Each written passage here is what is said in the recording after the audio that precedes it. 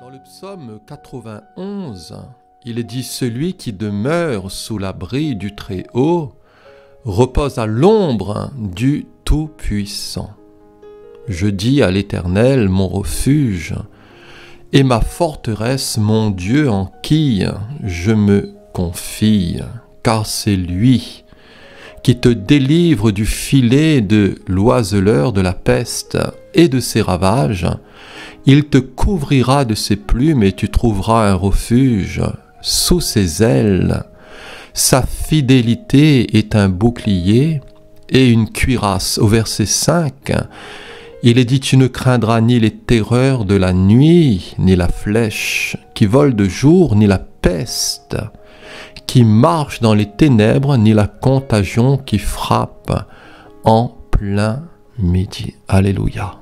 Tu ne craindras ni ici les terreurs de la nuit, ni la flèche qui vole de jour, ni la peste qui marche dans les ténèbres, ni la contagion qui frappe en plein midi. Alors des paroles ici, bien sûr, qui sont des paroles rassurantes, qui sont des paroles de consolation, qui sont des paroles qui sont riches en termes de bénédiction, de protection. Le Seigneur qui est celui qui nous protège, le Seigneur qui ne sommeille ni ne dort, voilà, celui qui a un regard favorable sur nous, sur ses enfants, sur son troupeau d'élus.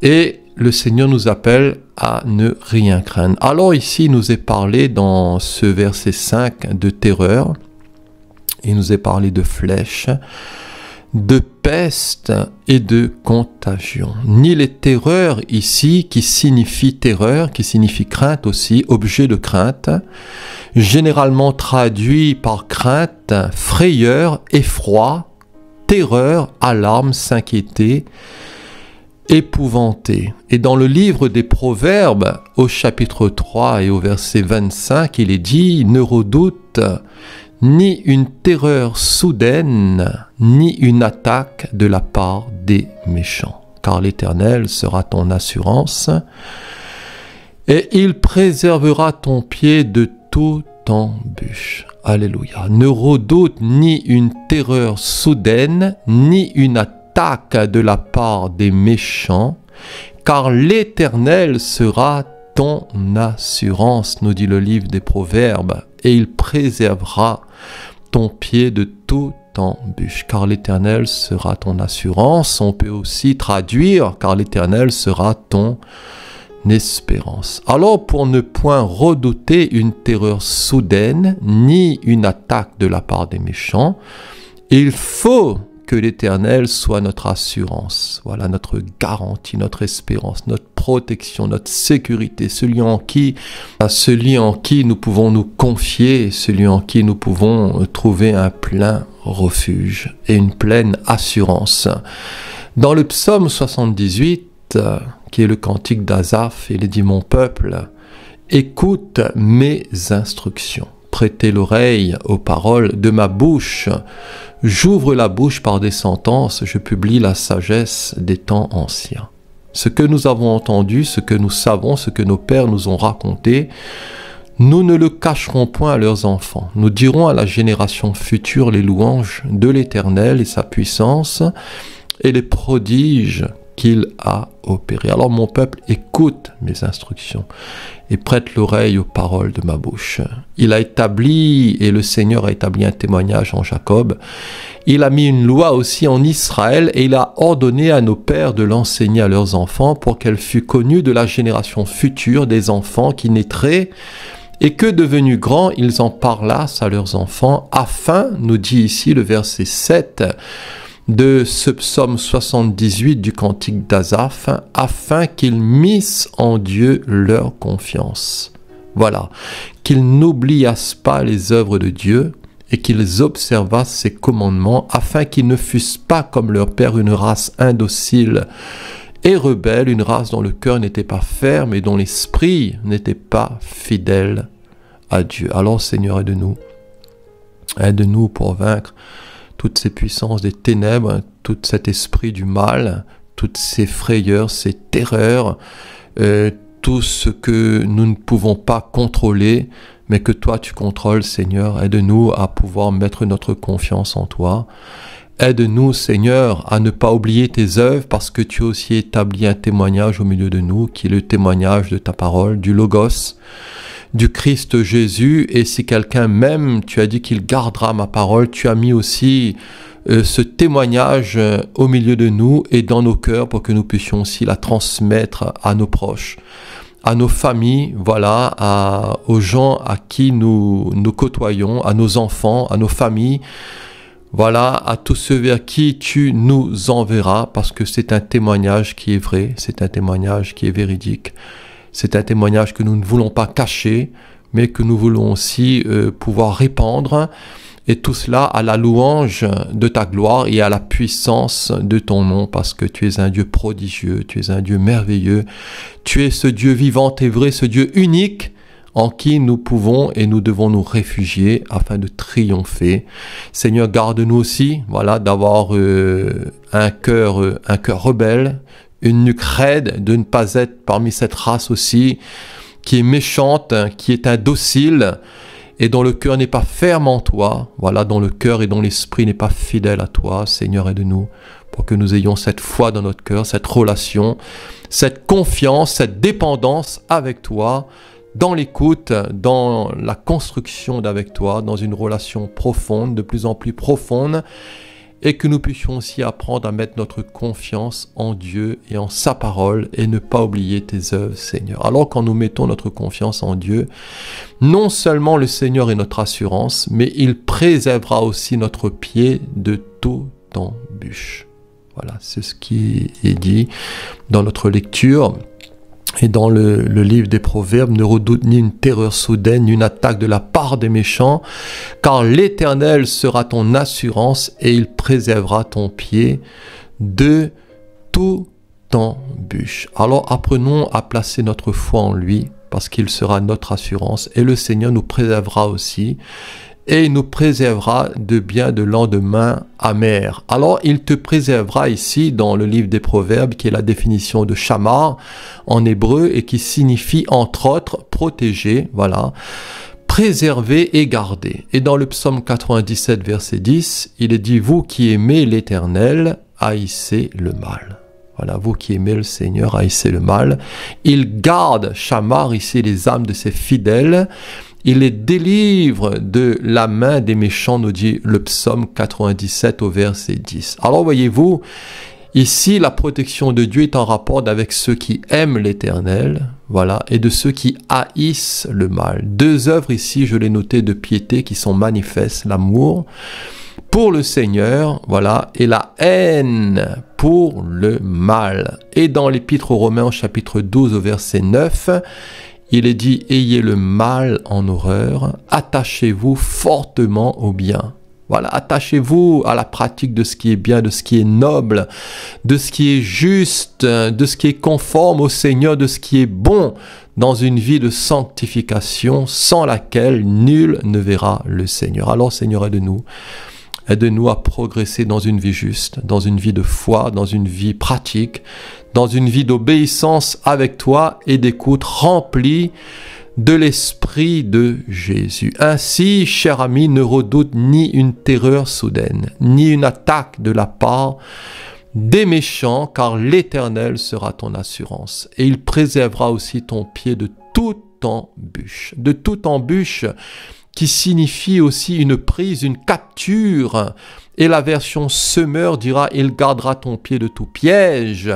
Et la version Martin dira: il gardera ton pied d'être pris. Vous savez, les pièges sont là, les emprises de la chair, les ruses du malin, les soucis de ce monde et de ce siècle présent, la séduction des richesses et l'invasion de toute espèce de tromperie, de richesse, de séduction, de leurre, de subtilité, de mensonge.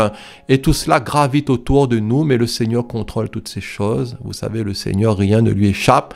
C'est pour cela que le Seigneur nous dira dans sa parole: ne te confie pas dans ta propre sagesse, mais confie-toi en lui de tout ton cœur, parce que de lui viendra ta sagesse, de lui, du Seigneur, viendra ton intelligence, mais confie-toi en lui de tout ton cœur. Et n'oublions pas, et n'oublions jamais que le péché donne toujours à Satan l'avantage sur nous. Vous savez, là où il n'y a pas de péché, l'ennemi est vaincu. Mais le péché, c'est la porte ouverte, voyez-vous, à l'emprise du mal, à l'emprise des ténèbres, à l'emprise du malin, de cette chair, voyez-vous, qui abonde et qui est là pour nous entraîner toujours vers le bas, vers le néant. Et n'oublions pas que le péché donne toujours à Satan l'avantage sur nous. Et vous savez, c'est une image qui peut-être elle vaut ce qu'elle vaut. Cette chair de péché, c'est comme quelque chose, voyez-vous, d'avarié, où les mouches y agglutinent et s'y collent. Voilà. Alors le verset 5 ici de notre psaume 91 nous dit « Tu ne craindras ni les terreurs de la nuit, ni la flèche qui vole de jour, ni la peste qui marche dans les ténèbres, ni la contagion qui frappe en plein midi. » Alors ici, il nous est parlé de terreur, de flèche, de peste et de contagion. Dans la version Martin, il est écrit « Tu n'auras point peur de ce qui épouvante la nuit. » Voilà, tu n'auras point peur de ce qui épouvante de nuit, ni de la flèche qui vole de jour, ni de la mortalité qui marche dans les ténèbres, ni de la destruction qui fait le dégât en plein midi. Voilà, c'est une autre version qui nous offre une autre couleur, mais qui est quand même intéressante. Alors, tu n'auras pas peur de cela, de ce qui épouvante de nuit. Voilà, de la mortalité qui marche dans les ténèbres, de la destruction qui fait le dégât en plein midi. Alors, la nuit ici, le jour en plein midi ici, qui est tout un cycle complet, où les difficultés, les épreuves peuvent faire leur œuvre et leur ravage. Et vous savez qui peut dire ce qui peut se passer dans un cycle complet en 24 heures, ce qui peut avoir lieu en jour ou en nuit ou en termes d'événements, dans la journée ou dans la nuit. Vous savez, bien des catastrophes, bien des drames et souvent même bien des morts sont associés, voyez-vous, à tout ce cycle. Nous ne savons pas ce que demain peut produire, ni même ce qu'aujourd'hui peut enfanter, qui sait. À chaque jour, nous dit la Bible, suffit sa peine, et demain, voyez-vous, aura soin de lui-même. Alors, seul le Seigneur, voyez-vous, est maître des temps. Seul le Seigneur est maître des kairos, des circonstances, des moments. Voilà, c'est lui qui contrôle tout cela, c'est lui qui gère tout cela.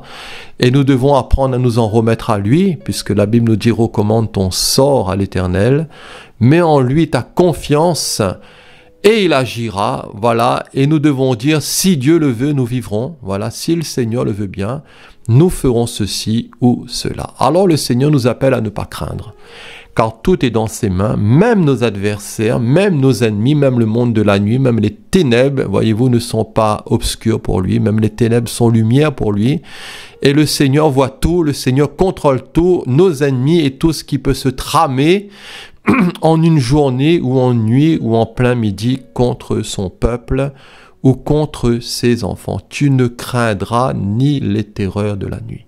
Voilà, dors tranquille, mon frère et ma sœur, je me couche et je m'endors en paix, car toi seul, ô Éternel, tu me donnes la sécurité dans ma demeure. Alors tu ne craindras ni les terreurs de la nuit, ni la flèche qui vole de jour, ni la peste qui marche dans les ténèbres, ni la contagion qui frappe en plein midi. Tu ne craindras ici qui signifie yaré en hébreu, qui signifie craindre, révérer, avoir peur, se tenir dans la crainte d'eux, être craintif, crainte, révérence aussi, honneur, respect. Alors généralement traduit par avoir peur, craindre, frayeur, s'effrayer, affreux, terrible, redoutable, digne aussi, respect, révérer, etc. Alors j'ai noté qu'après la chute, Adam eut peur, c'est ce que la Bible nous dit, et quelque chose, voyez-vous, de terrible venait de se passer, quelque chose de terrible venait d'avoir lieu. Cela se trouve dans Genèse chapitre 3 verset 6, où il est dit que la femme vit que l'arbre était bon à manger, agréable à la vue, et qu'il était précieux pour ouvrir l'intelligence. Elle prit de son fruit et en mangea. Elle en donna aussi à son mari qui était auprès d'elle, et il en mangea. La Bible nous dit qu'au verset 7, les yeux de l'un et de l'autre s'ouvrirent. Ils connurent qu'ils étaient nus. Voilà, ayant cousu des feuilles de figuier, ils s'en firent des ceintures. Alors ils entendirent la voix de l'Éternel, Dieu, qui parcourait le jardin vers le soir, et l'homme et sa femme se cachèrent loin de la face de l'Éternel Dieu au milieu des jardins, des arbres du jardin. Mais l'Éternel Dieu appela l'homme et lui dit, « Mais où es-tu » Il répondit, « J'ai entendu ta voix dans le jardin et j'ai eu peur. » Voilà, j'ai eu peur ici, c'est Yahvé. Parce que je suis nu et je me suis caché. Et l'Éternel Dieu dit, mais qui t'a appris que tu es nu? Est-ce que tu as mangé de l'arbre dont je t'avais défendu de manger? L'homme répondit, la femme que tu as mise auprès de moi m'a donné de l'arbre et j'en ai mangé. Et l'Éternel Dieu dit à la femme, pourquoi as-tu fait cela?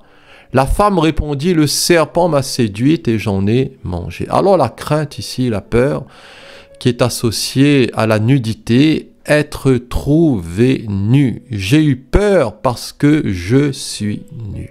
Alors question, être trouvé nu ou vêtu? Est-ce que nous sommes habillés ou est-ce que nous sommes nus? Ou de quel type de vêtements portons-nous? Voilà. Et là, bien sûr, je parle de manière spirituelle, puisque le livre de l'Apocalypse nous dit au chapitre 16, au verset 15, le Seigneur dira, voici, je viens comme un voleur. Heureux celui qui veille et qui garde ses vêtements, afin qu'il ne marche pas nu et qu'on ne voit pas sa honte. Voilà, je viens comme un voleur, dira le Seigneur. Heureux celui qui veille et qui garde ses vêtements, afin qu'il ne marche pas nu et qu'on ne voit pas sa honte. Alors, heureux ici, qui est la définition de Makarios, et en grec, et qui signifie béni, heureux, généralement traduit par heureux, heureuse, bienheureux, bienheureuse, et qui nous parle vraiment du vrai bonheur. Voilà, vous savez, le Seigneur, au-delà des bénédictions de cette terre, des bénédictions terrestres, du manger, du boire, et le Seigneur veut nous donner et nous communiquer son vrai bonheur. Et dans le sermon sur la montagne, Jésus veut nous faire vivre cela. Il veut nous faire vivre le vrai bonheur en nous emmenant à la repentance, en nous emmenant à notre besoin de lui, à une faim et à une soif de lui, à un cœur bon également, propre et paisible vivant dans la justice, et cela malgré les difficultés et les persécutions. Et il dira, heureux les pauvres en esprit, heureux ceux qui reconnaissent leur pauvreté spirituelle, car le royaume des cieux est à eux. Heureux ceux qui se reconnaissent pécheurs. Heureux aussi les affligés, tous ceux qui pleurent sur leurs péchés, tous ceux qui pleurent sur leurs conditions viles et qui crient vers le ciel, qui crient vers le Seigneur pour trouver, voyez-vous, le pardon, la grâce et la miséricorde, parce qu'ils seront consolés. Heureux aussi les débonnaires, voyez-vous, tous ceux qui, voilà, qui se tournent vers le Seigneur, ils hériteront la terre. Voilà, heureux aussi tous ceux qui ont faim et soif de la justice, parce qu'ils seront rassasiés. Heureux les miséricordieux, parce qu'ils obtiendront miséricorde. Voilà, heureux ceux aussi, Makarios toujours, qui ont le cœur pur, parce qu'ils verront Dieu. Voilà, tout un état de changement. Voilà, tout un état de transformation, puisqu'après avoir goûté à une repentance, après avoir reconnu notre besoin du Seigneur, après avoir été affligé par, voyez-vous, notre état de péché et avoir obtenu la grâce et la miséricorde, le Seigneur nous transforme. Nous avons faim et soif de lui.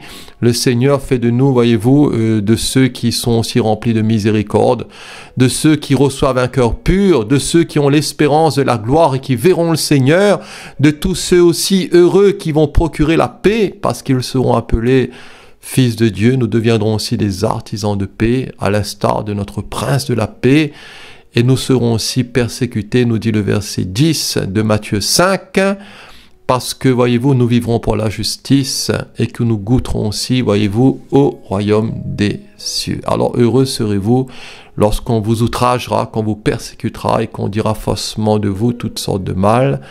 À cause de moi, dira le Seigneur. Vous savez, quand on vit dans la justice de Dieu, on est rejeté. Quand on se calque sur le Seigneur et que nous vivons en harmonie avec lui, alors nous serons bien souvent méprisés, rejetés, critiqués. Voilà, parce que nous sommes dans ce monde, vous savez, mais nous ne faisons plus partie du monde. Nous ne sommes plus dans cette mentalité du monde, dans son état d'esprit. Et cela échappe, voyez-vous, cela échappe. Notre vie cachée en Christ échappe aux gens qui sont là autour de nous. Ils sentent bien que quelque chose de différent est là, mais ils ont du mal à comprendre. Et vous savez, la lumière ne fait que voyez-vous, gêner bien souvent les ténèbres. Alors pouvoir vivre le vrai bonheur dans la dépendance du Seigneur, dans une faim et soif de lui, avec un cœur bon, pur et paisible.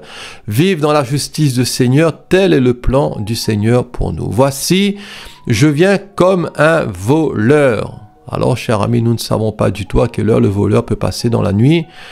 Mais il nous faut veiller pour ne pas laisser percer notre maison, pour ne pas être surpris. Heureux celui qui veille, c'est l'image que le Seigneur nous donne et qui garde ses vêtements afin qu'il ne marche pas nu et qu'on ne voit pas sa honte. Alléluia.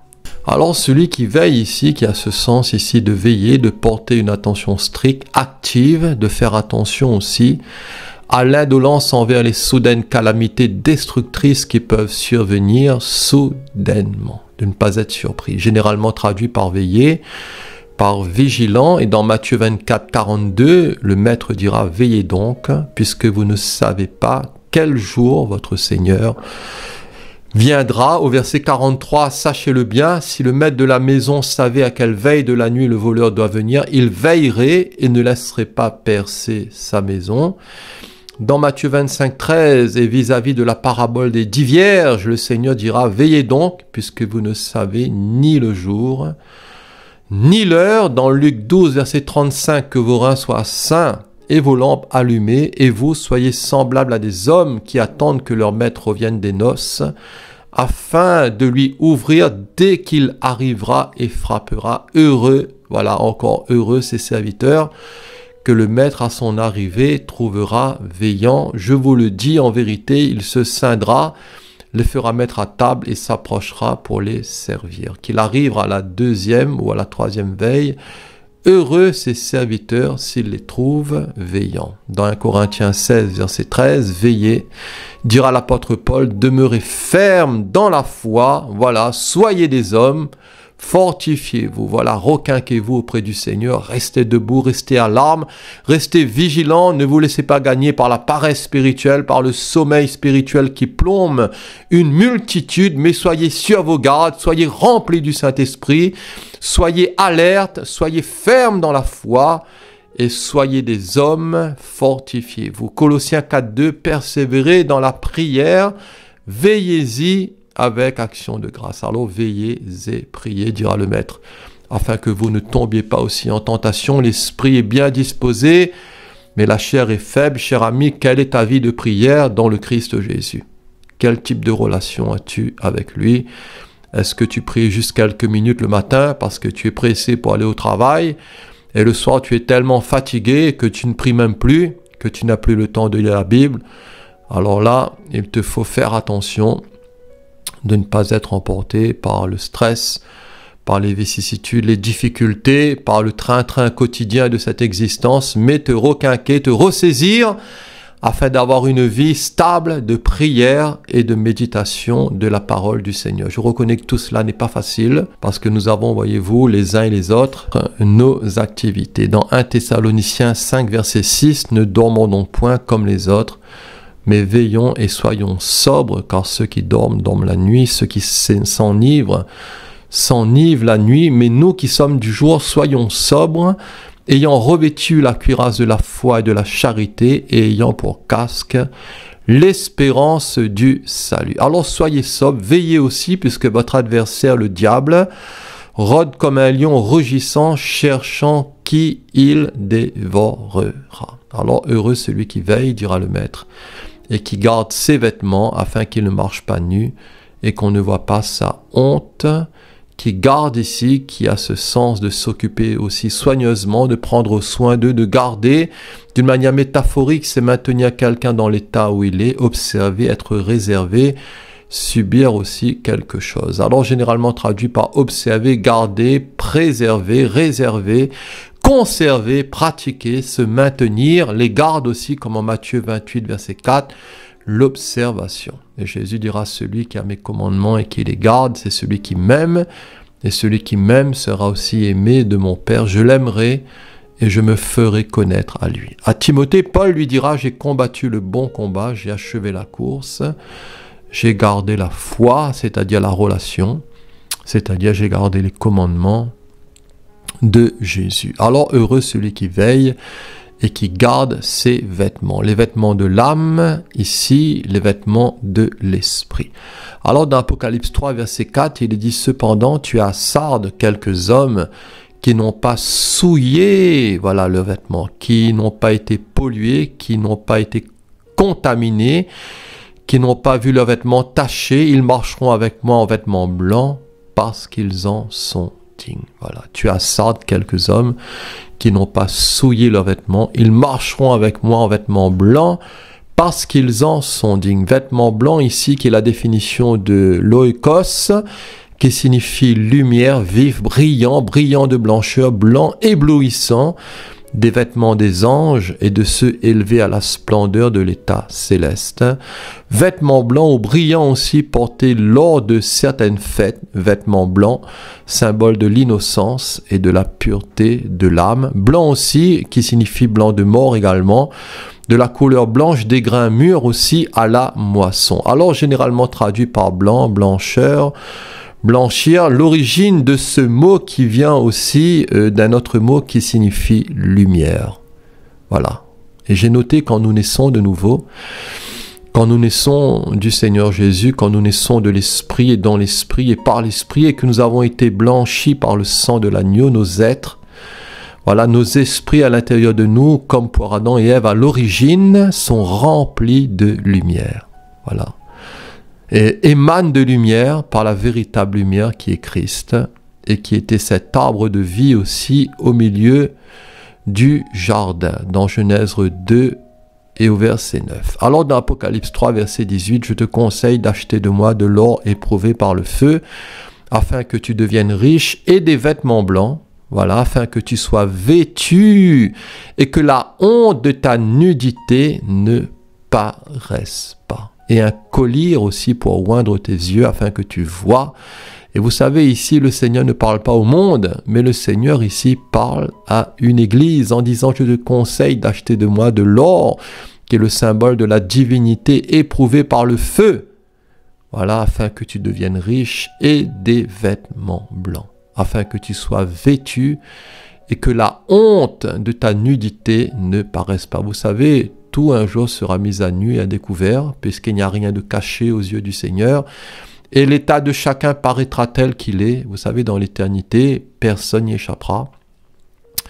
Et nous serons là-haut ce que nous sommes déjà ici-bas. C'est pour cela qu'il est important de construire avec le Seigneur, de se revêtir de lui, de ses vêtements à lui, voyez-vous, de laisser de côté, voyez-vous, tous nos vieux vêtements, ces vieux haillons, de la chair, de cette chair de péché, de nous dépouiller et de nous revêtir de lui, voilà, de nous habiller d'en haut des choses célestes, de sa nature, de sa capacité, de son caractère, puisque le caractère, vous savez, doit toujours devancer notre ministère si nous servons le Seigneur. Ce qui prime pour le Seigneur, ce n'est pas vraiment tant ce que nous faisons, mais c'est ce que nous sommes dans notre être, voilà, dans notre esprit.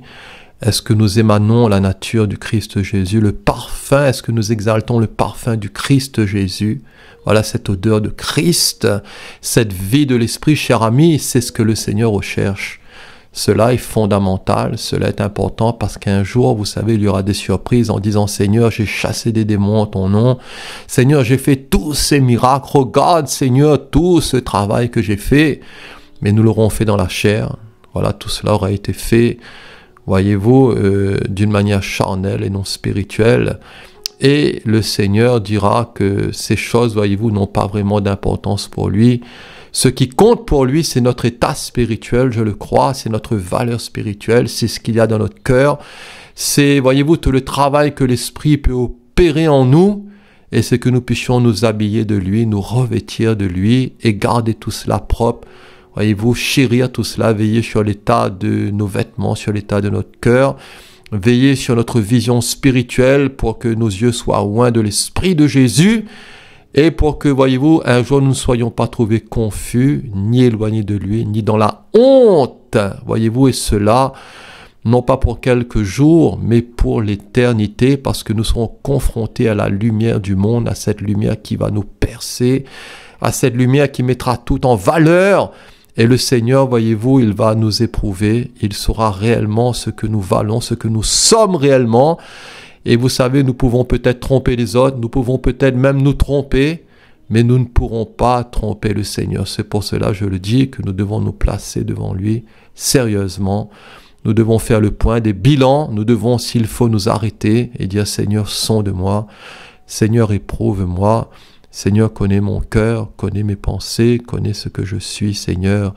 Et purifie-moi, modèle-moi, taille-moi, transforme-moi, Seigneur, épure-moi.